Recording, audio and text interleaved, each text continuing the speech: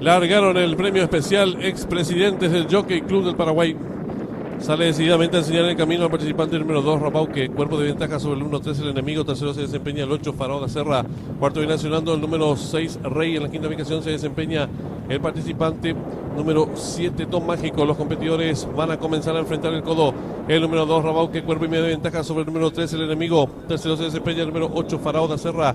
Cuarto mejorando lo hace el número 6, Rey. En la quinta ubicación se desempeña el participante número 1, Lightmaker, gana terreno por el lado de la pista. El número 10, Pretencioso. Los participantes dejan atrás la señal indicatoria a los 600 metros. Hay lucha en la delantera. Número 3, el enemigo. Le toma ahora pequeña ventaja al número 2, Rabauque, y están en la recta final. Últimos 450 metros finales. El número 3, el enemigo, intenta la disparada. Corre con cuerpo de ventaja ahora sobre el número 2, Rabauque. Tercero se desempeña el número 8, Faraón da Serra.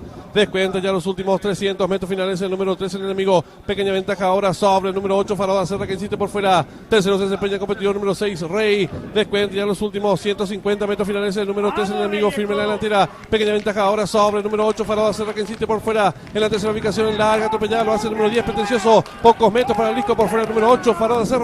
Medio cuerpo de ventaja sobre el 3, tercero el 10 y cruzaban el disco.